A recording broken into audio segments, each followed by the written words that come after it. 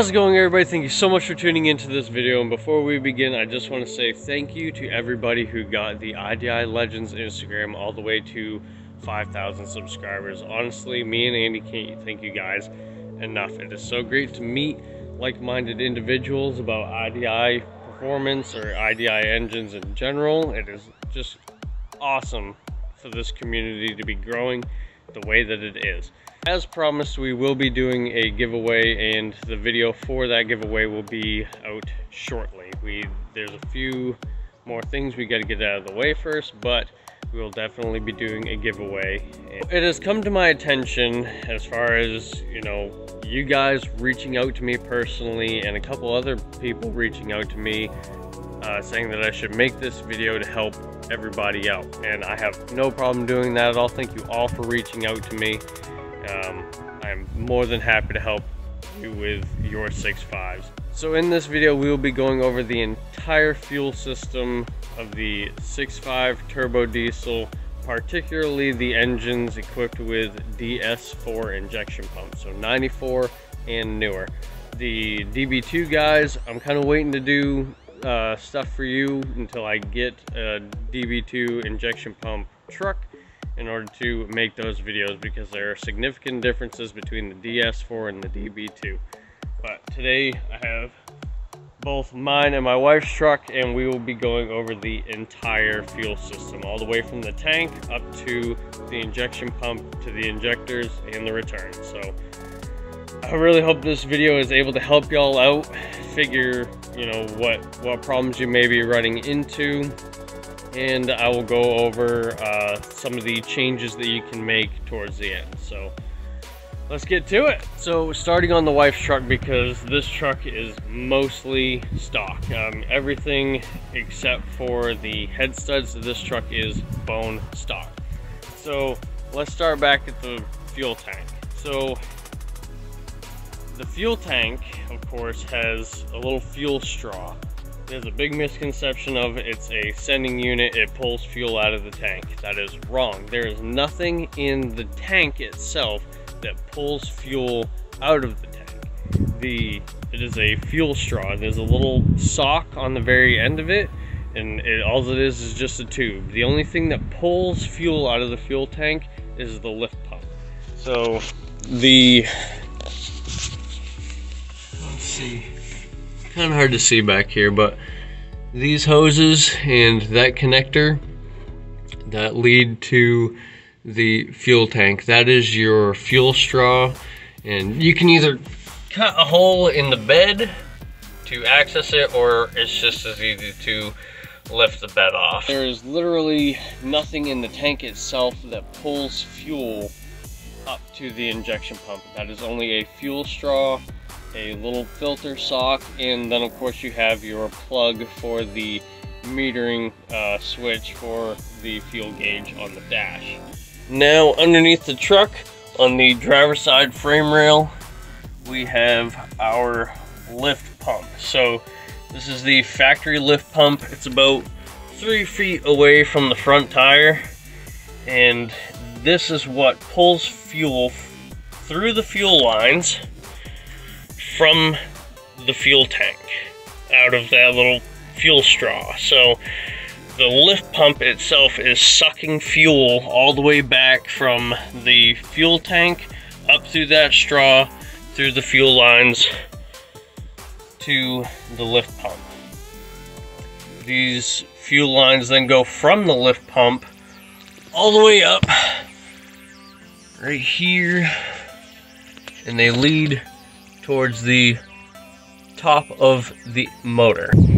Now diving in under the hood. So the fuel lines from the lift pump come up to the fuel filter housing. The fuel coming from the tank has to go through a filter cycle before it reaches the injection pump, or it's going to cause problems. We will get into that shortly. But the fuel filter housing, of course, you can have two different style fuel filters. One like this is the filter is mated onto the cap and this little lock ring. Both of this is one piece, or you can have a two-piece style where it's a separate fasten ring. It then goes from the fuel filter to the injection pump. So there are these rubber lines that go underneath the intake, of course. They come up to this line, and then this is your feed from the fuel filter.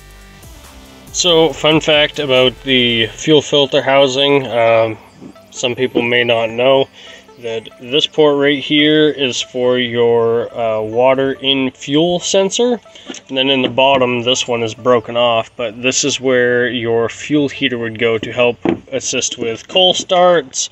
It also will prevent the fuel from gelling, or if the fuel has gelled, it will get it nice and ungelled and nice and heated up, so it will assist with cold starts. And you can see that the fuel comes in through the back, goes through its filtering cycle, and then comes up through these rubber lines. This is the one that comes from, or goes to the injection pump right here. This line right here that comes off of the fuel filter, of course you have this one that goes to the injection pump. This one goes to this little bleeder screw. And this is that other style of filter. This is the filter itself, and then you have your little lock ring. So this is a DS4 injection pump. You can see that that would originally be sitting down in the valley of the engine underneath the intake, and your PMD is mounted to the driver's side of the injection pump. The pump is held to the front cover right here by 3 15mm nuts, and this is your injection pump. Now the DS4 injection pump is mechanically driven off the timing gears in the front of the motor, electronically controlled. How it is electronically controlled: it involves the PMD, the optical sensor, the fuel shutoff solenoid, the timing stepper motor, and the crankshaft position sensor, which will be on the driver's side down on the crankshaft. There's a little tone ring that it reads on. Let's see. I have a front cover around here somewhere. Right here.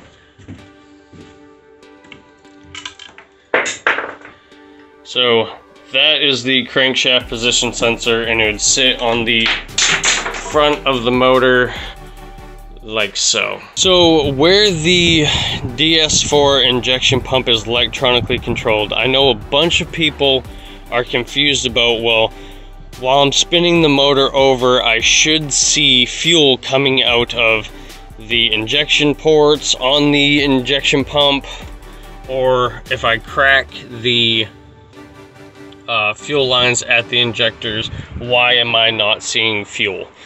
Well, even though the timing set, or the timing gear on the injection pump is physically moving the internals of the injection pump, if one of the electronic components is bad, like the fuel shutoff solenoid, or the injection pump, or I'm sorry, the optical sensor isn't picking up correct timing, the timing stepper motor is out, or if it's not reading the crankshaft position sensor correctly, then I'm still not getting fuel out of my injection pump. Well, all of these electronic components work together, along with, I forgot to show, the oil pressure switch. We will go into all of these components into detail here shortly, but I want to say if one of these components is bad, it's not going to allow the injection pump to deliver fuel. It may be spinning over, but if one of these electronic components isn't allowing it to deliver fuel, of course your truck is not going to start. From the injection pump, you then have your injector lines, you have your injectors, which one right there at the very end of the line. You have 4 on each side of the motor. You then have these return lines. These are originally rubber or like a plasticky material. Those, we'll get into those here in a second. These return lines come up to this little metal return line. Hooks down there, it comes up, and then this return line goes straight down onto another one of those metal lines. Goes all the way back to the fuel tank. So let's cover each one of these individually and talk about some problems that I've run into, some problems that you run into. By all means, leave it in the comments below what you have run into as far as your injection system, your fuel system. Leave those in the comments below so we can help other 6.5 owners out. This is primarily what I have run into, what I have seen, and we can better the community by doing this. Let's start off with one of the most dangerous things to your fuel system. This will wipe out any one of these components. It doesn't matter whether it starts at the tank or it starts here at the motor. Dirty diesel fuel. Anything that, you know, dirt, rust, you know, just all the particulates in the diesel fuel will wipe out either your lift pump, your injection pump. It'll clog your fuel filter, and that's why I say it's so important to do proper maintenance on your trucks. I change my oil every 3,000 miles and I change my fuel filter every 6,000 miles. You know, that may vary between people, that's just what I do, but I'm trying my damnedest to keep any junk that is in my fuel tank out of my injection pump. The injection pump is the most expensive part of the fuel system. From what I hear, they're getting harder and harder to come by good ones, but really do your maintenance. And if, you know, you're worried about dirty diesel or, you know, crap getting in the fuel tank, change your filters, add some sort of diesel additive in order to treat that, especially if you're fueling up at unknown fuel stations or anything like that, or you're worried about what kind of diesel, as far as, you know, how good the filtering process is or anything like that. Make sure you do your due diligence to get all of those particulates out of the diesel. Starting back here at the fuel tank, the fuel straw that goes into the tank itself, I have seen the little filter, the little sock screen on the bottom break off, and that just provides the minimalist amount of filtering before it reaches the lift pump. If you may never know when that sock falls off. I have also seen the fill straws, or the fuel suction straws, crack and suck in air. Any amount of air intrusion into the fuel system is going to create hard starts, no starts, anything like that. So ask yourself, when was the last time that was changed, or does it look like it has been changed ever? If you are running into poor starting qualities, or you're worried about air intrusion into the system, and that applies for anything fuel related. Air intrusion can come from anywhere. Also, let's talk about the fuel cap. So I have seen in the past that your fuel cap has this little seal ring on it. That not only prevents, you know, fuel from getting all over the side of your truck, but it also creates a seal for the lift pump to suck just nothing but fuel out of the tank. I've seen a few people run into that scenario. I never personally have, but I have heard of it. You know, just check your fuel cap, make sure it's nice and tight. If that little seal on the bottom is wore out, or if you're noticing any sort of residue on the outside of the fuel filter cap, fuel cap, probably best to just go ahead and replace it. Now I get to clean that. Great. So back under the truck, this primarily Starts with, you know, you guys living in the Rust Belt or anything like that. Air intrusion because the lines can rust, the lines can crack, and allow air into the fuel system, also causing hard starts. You can also see a visible leak or anything like that. No starts if it's too much air getting into the fuel system. So check your lines, make sure that they are nice and snug where they need to be. If they don't have the factory clips that hold them in there, that's not necessarily a big deal, but if the lines are rattling around and rubbing on anything, look for leak points. Look for any sort of air potential getting into the fuel system. Next, we move on to this weak junk factory lift pump. Okay, so this lift pump should have never been put on here from factory. This poor little lift pump has the job of not only sucking fuel out of the fuel tank, but pressurizing it up to the injection pump. This little pump is being overworked and cannot, over time, handle the amount of load that it has to experience. These things are known for going out. They will leave you on the side of the road, and on you 95 and 94 guys, as far as your trucks, the lift pump doesn't engage with the key when you go to just let the glow plug cycle. The only time that this lift pump starts is when you turn the key in order to fire up the truck.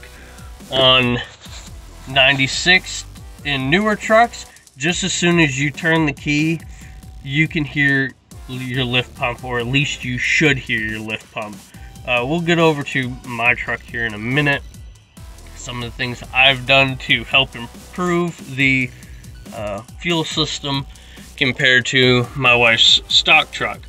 So back to the lift pump. This thing is being overworked and will leave you on the side of the road. You can get on any sort of forum and they will tell you this little guy is just being overworked and it's not meant for this. But just change it. Just, if you're worried about anything, the very first mod to consider on any sort of diesel is a lift pump. Help this little guy out by just getting rid of it. Of course, like I said a little while earlier, the lines, getting any sort of air into the system. You can see that after the lift pump, you have these connections. Make sure those are tight. Don't over tight them because you will crack the lines, and then that will allow for air intrusion as well. Just have to be snug, just past snug, but do not over tighten these fittings. They will cause fuel leaks and they will cause air intrusion. So after those little fittings, you can see that the lines go from metal to rubber. These little rubber lines right here will get old and brittle and crack and overheat cycles. I mean, it will just allow for air intrusion, and that is so important on your injection system. Look for any sort of hard lines, you know, or expanded lines, like it has gotten oil soaked or anything like that and has expanded. Those are weak lines. They want to be nice and taut. You don't want to see any fuel leaks, of course, and you don't want to see cracks or any kind of that nature. So definitely check out your rubber lines because they are just as important. So back up to the fuel filter housing that is in the valley of the motor. Of course, you have your inlet from those fuel lines. Check and make sure that this is nice and tight. Of course, check the lines. Like this one right here, this one is the one that goes to the injection pump.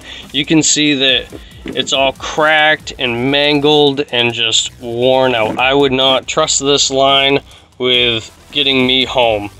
It's just no bueno. It's very common to change these lines where they are in the valley of the motor. They will get hot and go through heat cycles of heating up and cooling down, things of that nature. Just if you are buying a 6.5, just keep that in mind. Make sure you get around to replacing your soft lines, as I like to call them, or your rubber lines. It can also leak in between the fuel filter. Let me get this cap off real quick. So in between the filter, you have a little rubber seal. Anytime you do a fuel filter change, replace this seal, allow it to sit down on top of the fuel filter housing, and make sure it is tight. You do not want it leaking out in between the housing and the filter itself. Also, this little fuel bleeder on top of the filter has an O-ring right here. I believe it's right. Yep, it has a little filter right on the top. Make sure this is tightened all the way down. You can hear it squeaking kind of over my voice, but that needs to be properly sealed as well, or you're just allowing air to get in the fuel system. So now we are more or less getting on to the bread and butter of the fuel system, or the most expensive component, the most crucial component, the injection pump. So the DS4 injection pump, mechanically driven, electronically controlled. We'll go over each individual piece in order to help you guys out as far as understanding why you're not getting fuel, or just how it works in general. So the pump is mechanically driven off of the crankshaft up to the camshaft, then to this gear right here. And how that works, so I say it's in time with the crankshaft and the camshaft. Well, how is that? You can see on the crankshaft there's this little gear right here that then drives this timing chain. The timing chain then goes to this gear that is located on the end of the camshaft. On the outside of that, so this gear and this gear are kind of sandwiched together, and then this gear on the outside drives the gear on the injection pump. If that chain is wore out in any sort of way, has too much slack in it, or it jumps a gear entirely, that is bad news. You got bigger problems if that chain jumps a tooth. You can run into bent valves and stuff like that, but we are mainly focused on the timing of the injection pump. If the injection pump gears or the camshaft gears are wore out and the injection pump is allowed to slip a tooth, then your injection pump is out of time. The only way to figure that out is to take off the front cover and look at the timing marks on the gears themselves. You can see right here on that gear there's a little dimple right there. That is a timing mark. You should be able to rotate the engine over and see if those timing marks are lined up properly. One tooth, or even just the shimmy of a worn out chain, can mess with the optical sensor in the PMD on the injection pump. I mentioned PMD, the little black box, one of the most notorious things on these 6.5s for going out based on their location, or just, you know, not having a good PMD in general. It's the joke that all 6.5 owners have a spare PMD in the glove box. I know I definitely do. Just in case it ever goes out, I can easily change it. So the little black box, or the PMD, is originally located on the driver's side of the injection pump. You can see right down here on the wife's injection pump that I removed it and located it over to the passenger side fender. I know the cover fell off.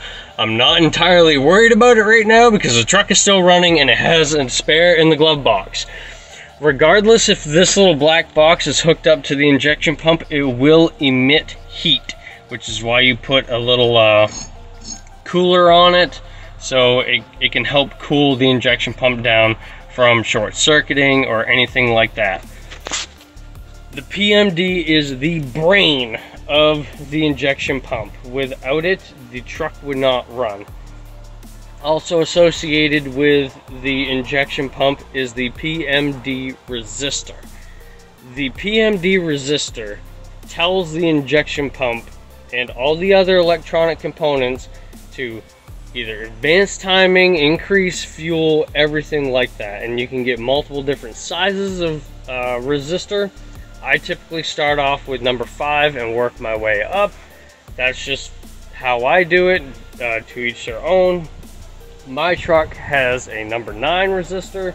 This PMD in my wife's truck has a number 5 resistor. This truck sits comfortably at number 5. I can always up it if I ever wanted to, but I have no need to do so right now. If the PMD does not have a resistor, you can run into a surging kind of deal. So I know a couple people have gotten a hold of me about this. When you start the truck up, it seems like it takes a while to start and then it goes into a fit. It's just idling like it's the resistor or the PMD. Without that resistor, your PMD is just kind of just giving it fuel. It's not giving it the correct amount, and it's not telling it whether to advance or retard the time in order to allow the injection pump to work properly with the PMD. So, thank you for making fun of my noises. Let's get back to it. Furthering the working in conjunction with the PMD and the resistor, you also have the optical sensor and the crankshaft position sensor. Fun fact about the optical sensor, it also doubles as a fuel temperature sensor. It's a fun fact. And it will throw a code if it's starting to go out. That's another topic for another video about reading codes. It is very important that if you have codes, or you're just plugging up to your truck, to understand what those codes mean and what they are telling you. But the optical sensor is reading the time of the injection pump on this little tone ring in here. And if you want to learn a little more about the ins and outs of that, I have an optical bump video where I go inside the injection pump. I may do it here in a few minutes. That the optical sensor reads on a little tone ring, if you will, and that is reading the proper timing. Also, if your crankshaft position sensor is bad, it won't allow it to read proper timing either. They both work in conjunction with themselves to read the exact timing. So if you're getting codes, make sure you understand them, narrow it down what is going on. It will not allow the injection pump to deliver fuel if one of those two are bad. Also, you have your timing stepper motor. Your timing stepper motor helps to advance or retard the timing. Basically, if you are running a cold start, it will advance the timing to deliver more fuel to help assist with the cold start itself. It will also back down the timing if you are coming off the throttle, stuff like that. So this can go bad. I've seen them stick and it will just high idle. It will almost seem like it's about to run away. but definitely another electronic component to look out for. Finally, on the injection pump, you have your fuel shutoff solenoid. These solenoids can go bad. They will throw a code. To remove it, of course, it's just this one bolt that goes all the way through. You remove it, install a new one. Not too terrible, especially if you don't have that big plastic cover over the intake manifold. Of course, that's just 4 bolts to remove. Yeah, you can remove it. Now, as far as replacing parts on the injection pump, you need to understand that, you know, you're more or less biding your time replacing parts on the injection pump. Of course, you know, I've gotten away with just replacing the optical sensor. I've gotten away with just replacing the fuel shutoff solenoid, taking my time to diagnose which one is which and which one has gone bad or anything like that. You got to evaluate, you know, when was the last update that your injection pump had on it. Maybe it's starting to get weak, and is it really cost beneficial to buy an optical sensor and then later buy an injection pump on top of that? Weigh your options, you know, just figure out what's going on with your truck and make the personal decision for yourself when you cross that road. I have no problems with just buying an injection pump and just installing it if it has a bad optical sensor. The reason being is, you know, you may go to remove the optical sensor, and one, you can either cause more damage than what you meant to, advancing or retarded the timing, or you can crush that little tone ring in there, and then the injection pump is no good anyways, and you'll have to send it out to get rebuilt, or you're just gonna have to buy a new one anyway. So seriously, weigh your options when you go to do anything with the injection pump itself. I'm not trying to deter anybody from tackling the job themselves, because the only way you're going to know how something works is to get into it yourself.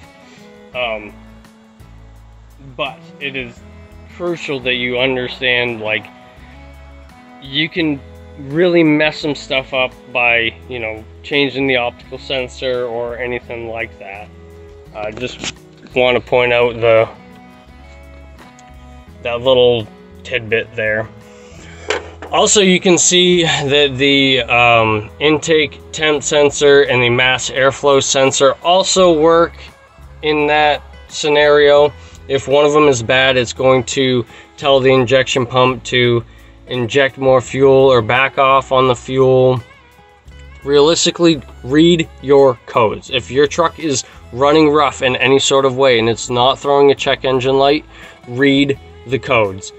I don't care if it's not throwing a check engine light. There's got to be something why it's running that way on the DS4 injection pump.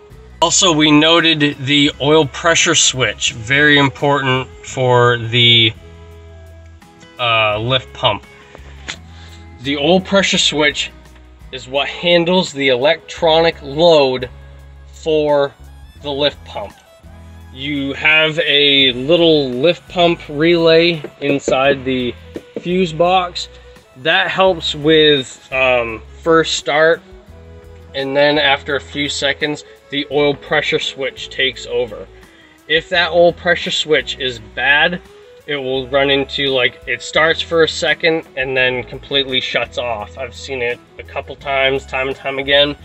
The oil pressure switch is kind of a pain in the butt to replace, which is why I put it up high. So it is an electronic component, and over heat cycles, that electronic component can and will deteriorate and short out inside of it, and it will allow your truck not to start, or it will start and it will just stall. So I move it from the back of the valley up to the firewall. I haven't had any issues doing it that way. You can go to Napa and get that hose made, or you can make it yourself if you have the crimpers and the fittings. That's just typically where I run it. You can also bypass those switches. I would just rather put it in a different spot, and if I ever had to change it, it's super easy to get to. But there are ways to bypass that, so you know, pick your poison, do what is best for you. The reason why I say I would rather just relocate it is because, one, I'm not hacking up wires or anything like that. I'm not installing resistors, and it's kind of a pain in the butt to get to. So on my 929 block, it has this little port back here. It goes to this elbow. If you can imagine, your oil pressure switch is back here, and you have a head in the way with a head gasket. You've got your intake manifold in the way. You've got your other head that's, you know, it's just all in the way. You also have your oil pump drive gear, which goes in that hole. And with everything in the way, it's kind of a pain in the butt to get to. So it's just easier for me to relocate it. And down in the valley like that, you're going to need a special socket in order to get to it. That socket is CR-V W80590. There's an 1/16". It's deep well, so you can get that oil pressure switch off. Of course, when you remove it, you got to plug the hole, or you're just going to allow oil to go everywhere. So I've also, in my truck specifically, I have a port in the middle of the valley that I have seen oil pressure switches go in. Again, it's super hot underneath that intake. It's one of the hottest parts of the motor, and that oil pressure switch is just going to basically internally detonate. So go ahead and just change it if you're running into some issues like that. It's not going to hurt to put new parts on. So yeah, if your injection pump is getting fuel up through the fuel filter to the injection pump, but it's not displaying your fuel at the injectors or anything like that, there's your problem. Something is going on with your injection pump, whether it be mechanical or electronic. I've seen it where, you know, everything is reading okay on the injection pump as far as the electronics, but it's not pumping out enough fuel. Or I've seen where it's not pumping out any fuel because one of the electronics is messing with the fuel shutoff solenoid. So those are things to keep in mind when going with the 94 and newer trucks. The DS4 injection pumps have been known to give issues, but if you maintain them, you won't run into as many issues. Also, back to dirty fuel. Inside the top cap of the injection pump is where your optical sensor sits and reads off of that tone ring. Dirty fuel will interfere with the reading on that tone ring. There's fuel inside of this top cap where the optical sensor rides on that ring. It's held down by a bolt. Again, go check out my optical bump video. I may tear into this at the end just to show you, but it will mess with the injection pump, and at that point you're trying to take the cap off and get all the particulates out of it. It's just a nightmare. So maintain good quality fuel. So from the injection pump, these are your ports where your injection lines hook up, and it delivers the fuel from the injection pump through these lines to the injectors. Let's talk about the lines real quick. You can see that, like back here, these lines are held down. Right here, the lines are held down, and they got this rubber material to separate the lines to prevent them from rubbing. What happens when the lines rub together or they rub up against metal, I've seen it to where they've actually rubbed little holes in the injection lines. course, you got those two over there and those two right there. If you have removed your injection lines, it's pretty self-explanatory why you would want to put those little brackets back on. Prevent the lines from rattling and rubbing up against each other, creating little pinholes, and it's just another spot where air can intrude into the fuel system. Now moving on to the injectors. So you'll follow your injection lines all the way to the injectors that are sitting on or inside the cylinder head. I have a couple other heads that it will be a little easier for me to show you and explain. So this is the passenger side cylinder head off my 929 block. Again, if you're confused about the blocks, go check out my blocks video. A little bit of information there, but this is where, in relation to the head, that the injectors sit. These are an all mechanical injector, and they run off of pop pressure. We'll get into that in a sec. These injectors are entirely tunable. You can get higher pressure out of them, you can get lower pressure out of them, but basically you don't see any wires going to them. It's not like a Cummins or a Duramax or anything like that having timed injection. All of the injection injector timing is off of the injection pump. There's nothing that tells the injector to open except for the pressure given off by the injection pump. So I say they're tunable. Basically, there's a little tension spring inside the injector that gives it its pop pressure. Now that pop pressure can vary depending on who tuned it or how they tuned it. Typically, I go with Bosch injectors. I've never had any sort of problem with Bosch injectors. I don't trust other companies per se about injectors, but I typically would go with Bosch. If you're confused about the marine injectors and you want to know my opinions on them, I did make a marine injectors video, basically describing the relationship between a good injection pump and marine injectors, or a worn out injection pump versus brand new marine injectors and stuff like that. I wrote out a little piece of information here that kind of explains that theory on that. So looking at Bosch standards, the factory injector comes to 142 bar for factory injector. 1 bar of atmospheric PSI is, 1 bar is the equivalent of 14.7 PSI atmospheric. A marine injector is 150 bar, so you would times 142 times 14.7, and that will give you a PSI of 2087.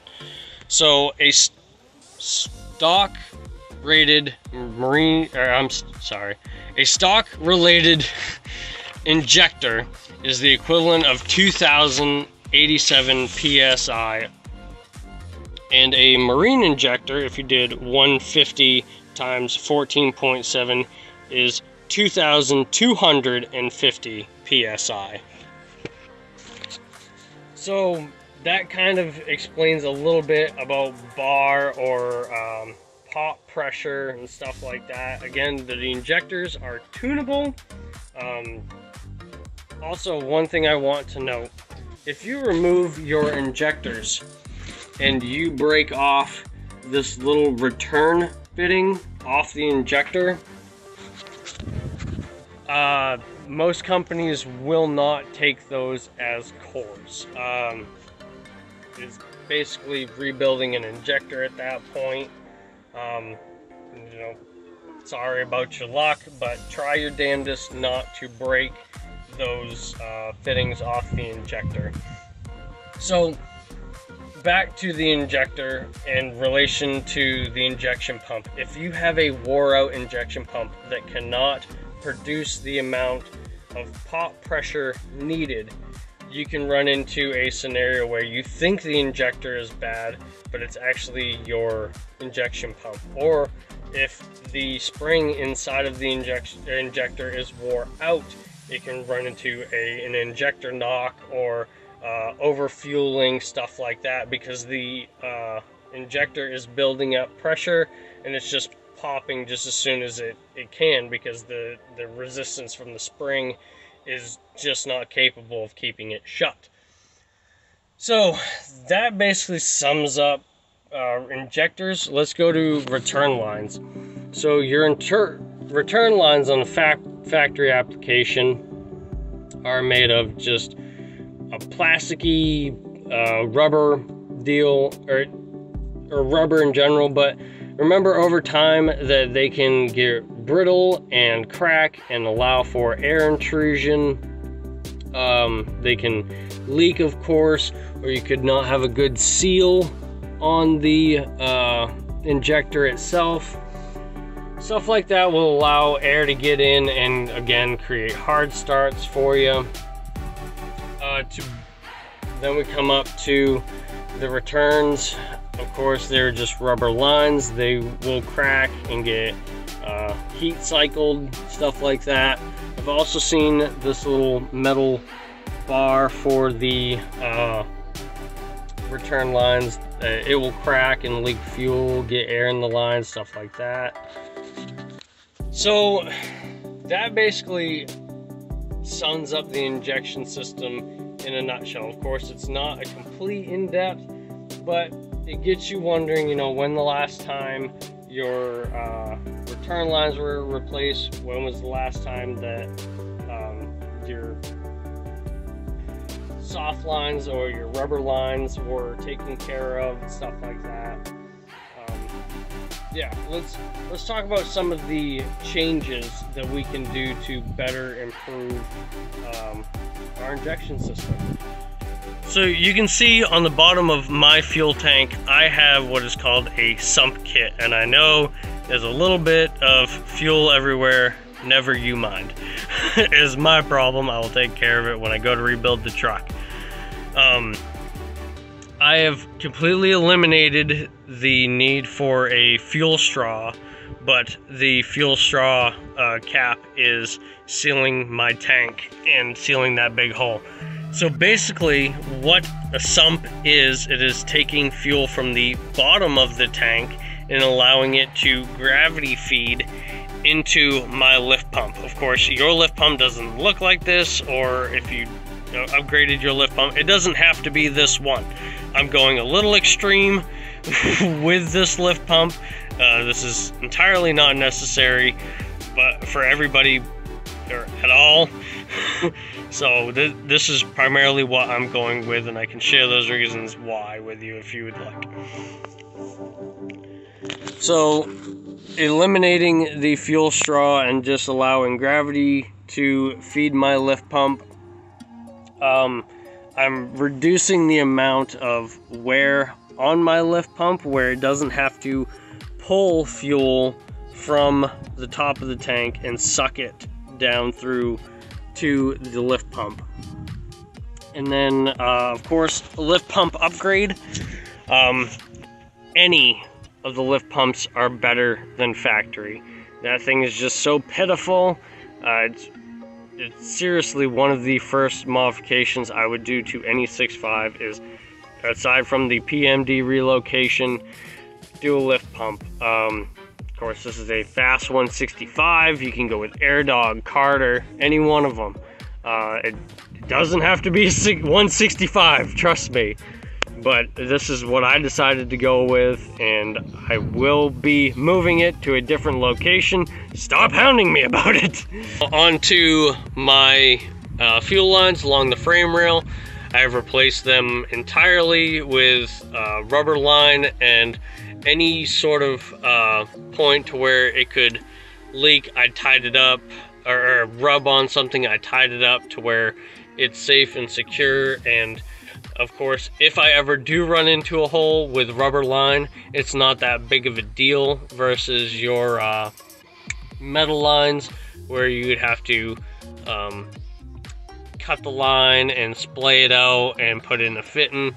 This is just easier to where I can cut that piece of rub out line and put a union in.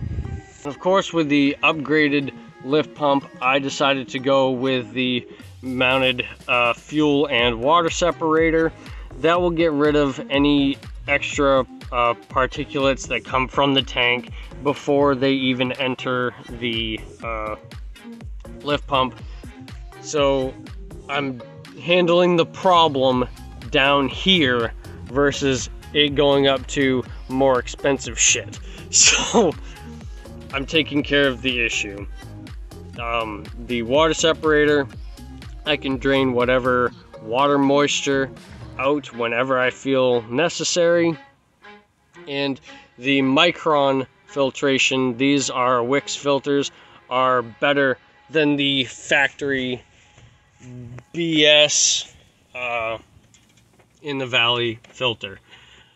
Again, when I do go to rebuild this truck, that filter will no longer be where it is at all. I will be completely removing it. Again, I moved the old pressure switch on my pickup. Again, pick your poison whether you want to go with that. Move the PMD, very common mod to do. On my truck, I have it over here on the driver's side fender. I wanted to put it over here for the wife's truck, but the washer bottle was in the way, so I decided to put it over on the passenger side fender. Nothing wrong with either one of those. I redid all of the lines in the Valley to prevent any sort of wear and tear there. I do not have the clamps down on my injection lines, primarily because I'm ripping this motor apart. I'm not too terribly worried about it right now, but I did make sure to do it to the wife's truck because we plan on selling that one in the future to somebody, and I want to make sure that somebody gets a decent truck.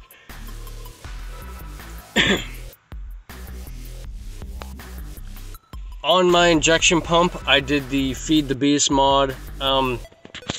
Let me know if y'all would like me to go do a full walkthrough build series of my pickup. I know a couple of you have asked me about it, but I kind of want to make that video before I completely rip this truck apart, and then I would like to see the before and after. But please let me know if y'all would be interested in a video like that. So let's get back to it. I did the Feed the Beast mod. I do have an optical bump. Again, go check out that video to learn more information about that. I have a tuned ECU from Quadstar Tuning, got marine injectors, and those are just some of the mods that you can do to better your truck. Make sure it is getting fuel, make sure it's getting plenty of fuel, make sure it is getting clean fuel.